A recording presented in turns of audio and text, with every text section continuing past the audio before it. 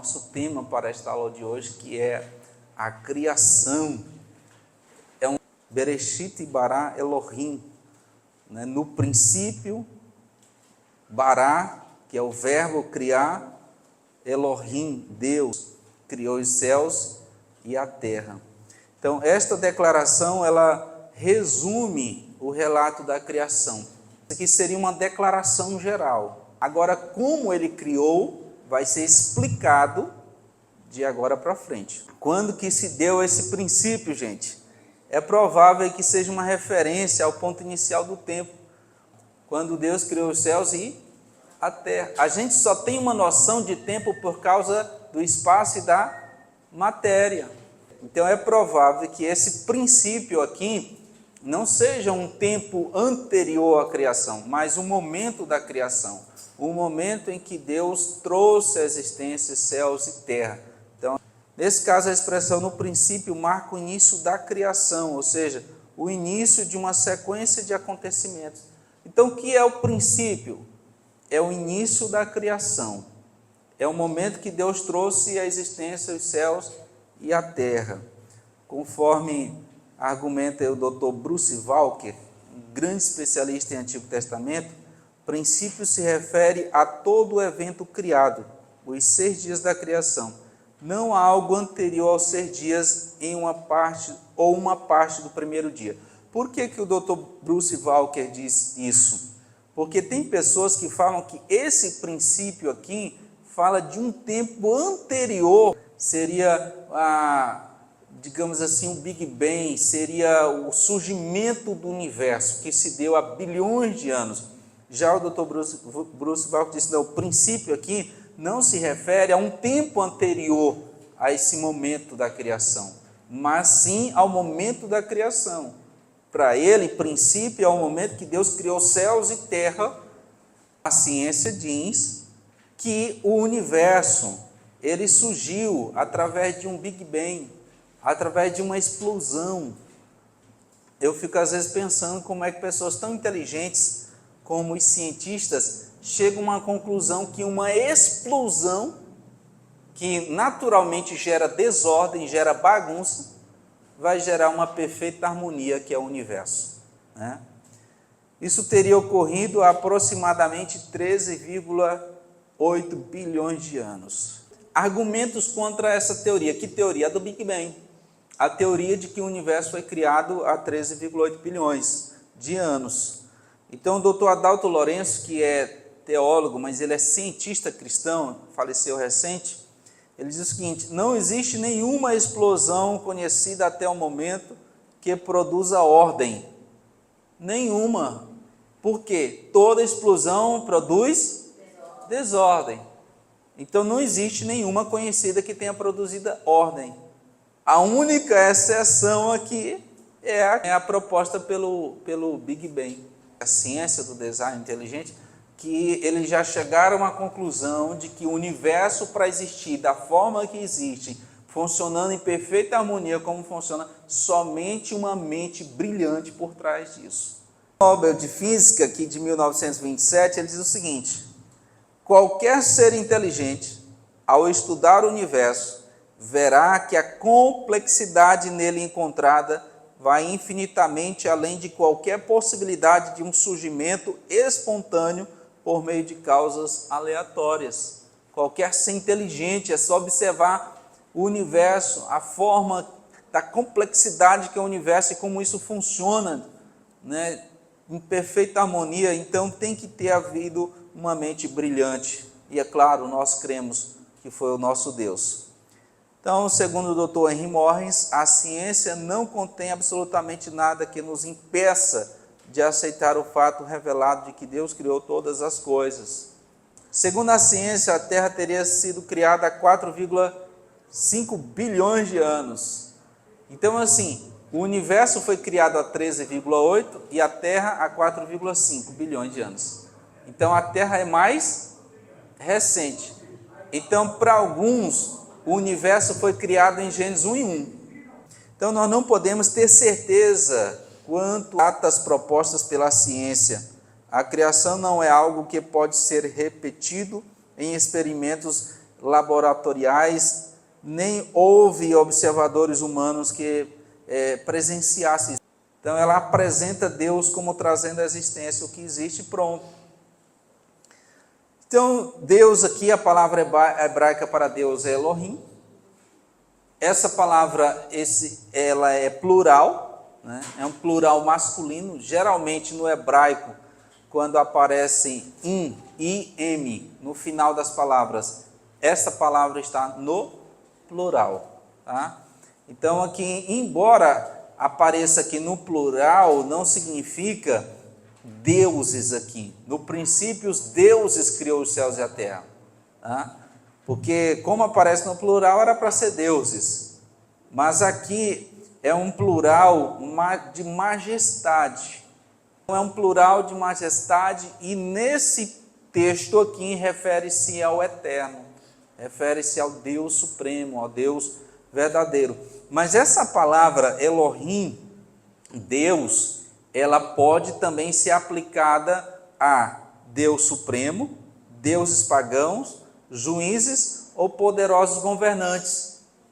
E aí vai depender do contexto. A gente tem que olhar a frase para saber se Elohim está se referindo ao Deus verdadeiro, se está se referindo a Baal, se está se referindo a um juiz. No princípio Deus criou. Criar aqui é o verbo bara, que ocorre 44 vezes no Antigo Testamento. Barar significa trazer à existência, iniciar alguma coisa, né, alguma coisa nova. O significado básico de barar em hebraico é criar. Né, criar, é trazer à existência alguma coisa, é iniciar algo novo. E é sempre usado no Antigo Testamento tendo Deus como sujeito. Ou seja, ele é um verbo exclusivo para Deus. Quando o bará aparece, é sempre Deus criando algo novo, ou é sempre Deus trazendo algo novo, ou seja, tem Deus como sujeito. Esse verbo tem Deus por trás dele, criando, trazendo à existência algo novo. E céus e terra é toda a criação de Deus aqui. Então, os céus, gente, aparece no plural. Nós temos que observar todos os detalhes. Quando a gente como estudante da Bíblia, a gente tem que ser atencioso. Prestar atenção a uma vírgula, prestar atenção. Lá em Atos ali, fala assim, ide dizei aos discípulos e a Pedro. Presta atenção que tem uma... E a Pedro. E Pedro não era discípulo? Uma outra coisa que a gente, por exemplo, só os detalhes de como a gente tem que ser observador. Começando por pregar o evangelho, começando por Jerusalém, Judeia e Samaria e até os confins da terra. Se a gente fosse escrever, a gente não dizia assim, começando por Jerusalém, Judeia, Samaria e os confins da terra, a gente deixava só um ezinho para o último, mas não, tem um e antes de Samaria. Dá a entender aqui que o Senhor está reforçando. Vocês vão pregar em Judeia, Jerusalém, Judeia e Samaria também, e até os confins da terra. Talvez por causa de algum tipo de resistência com relação Isso, a Samaria. porque havia uma resistência ali. Vocês vão pregar em tal lugar, mas talvez conhecendo Deus, seus pensamentos e corações, já sabia que eles tinham uma resistência talvez com aquela região. Porque a terra, a Palestina, naquela época, ela estava dividida em 5 regiões. Judeia, Galileia, Itureia, Pérea. No centro estava Samaria. Então, quem ia da Judeia para Galileia ou vice-versa, tinha que passar por Samaria. Estava no centro, era o caminho mais perto. Mas devido à rivalidade entre judeus e samaritanos, eles davam a volta pela Pérea, para não passar dentro de Samaria. Então havia uma rivalidade que surgiu lá no Antigo Testamento, por causa em 722, quando o rei da Síria conquistou ali, e aí os judeus casaram com outros povos e misturou o sangue. Então os judeus de Judá não consideravam os judeus de Samaria judeus de sangue puro. E uma outra rivalidade quando eles construíram um templo no Monte Gerizim, rivalizando com o de Jerusalém. E teve um outro problema também, que quando os judeus voltaram do cativeiro começaram a reconstruir o templo, os samaritanos denunciaram para o rei Dario, e me parece que a obra ficou paralisada durante 13 anos. Então, em vários momentos, aí teve rivalidade entre samaritanos e judeus, de modo que no Novo Testamento eles nem se comunicavam. E agora Jesus está dizendo, parem com isso, preguem em Jerusalém, Judéia e Samaria também, e até os confins da terra. Uma questão de lógica, se Paulo está falando de um terceiro céu, é porque existe um primeiro e um segundo. Era terra sem forma e vazia. Essa expressão é repetida no Antigo Testamento somente em 2 lugares, em Jeremias e também em Isaías. Jeremias 4:23, Isaías 45:18. Somente nesses 2 lugares aparece essa expressão terra sem forma e vazia. E alguns aqui, e é aqui que surgem algumas teorias para tentar explicar o porquê da terra sem forma e vazia. E aí eu vou apresentar para vocês aqui essa briga, né? Deus criou, e aí surge aqui várias teorias. Primeiro é a teoria do intervalo. O que é a teoria do intervalo? É um espaço de tempo entre o versículo 1 e o versículo 2 de Gênesis. Olha, no princípio, versículo 1, no princípio criou Deus os céus e a terra. Aí o versículo 2 diz assim, a terra era sem forma e vazia. Alguns entendem que Deus criou os céus e a terra perfeitos, lá no versículo 1, mas milhões de anos teriam passado e chegou um momento em que a terra agora, que Deus havia criado lá no versículo 1, estava sem forma e vazia. Então, nesse intervalo de tempo aqui, que a gente chama também de teoria da lacuna, estão as eras geológicas, estão os milhões de anos propostos pela ciência. Então, o objetivo dessa teoria, uma tentativa de evitar conflitos e uma tentativa de harmonizar. Evitar conflitos entre a teoria evolucionista, que ganhava força aí no século XIX, e harmonizar o relato da criação com a ciência. Essa é a teoria do intervalo. A teoria do intervalo é isso, né? Percurso de milhões de anos, raça pré-adâmica, dinossauros, o julgamento divino aí, o dilúvio, né? Deixou a terra sem forma e vazia, isso deu origem aí aos fósseis encontrados nas camadas geológicas. Então a teoria do intervalo ensina isso, que a partir de Gênesis 1:3, Deus não cria, mas ele recria aí, ele reconstrói a terra que ele havia criado no início. Os textos bíblicos são esses aí que estão aparecendo para vocês, né, que eles utilizam para tentar fundamentar essa teoria. E aí nós vamos ver quais são os problemas com essa teoria. Tá? A Bíblia diz que há muitos cientistas cristãos. Há muitos cientistas cristãos. Então, quando você harmoniza o relato bíblico também com a verdadeira ciência, não há essas contradições. Acho que não sei se o senhor já viu essa citação. Então, essa teoria do intervalo, ela encontra vários problemas, né? Pra gente, é uma forma de tentar harmonizar a ciência e teologia, é uma forma de adaptar essas eras geológicas, mas tem vários problemas com o texto bíblico, com a narrativa bíblica.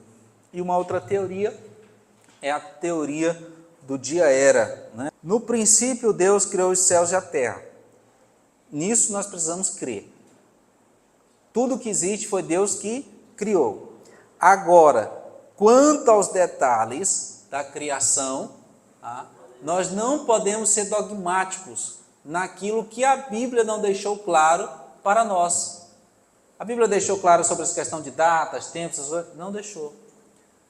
Não dá para bater o martelo, e aqui eu estava pensando na sentença ali de um juiz, como disse o doutor Wayne Grudem, não é simplesmente uma questão de acreditar na Bíblia, ou não acreditar na Bíblia, nem uma questão de ceder à ciência moderna ou rejeitar suas conclusões.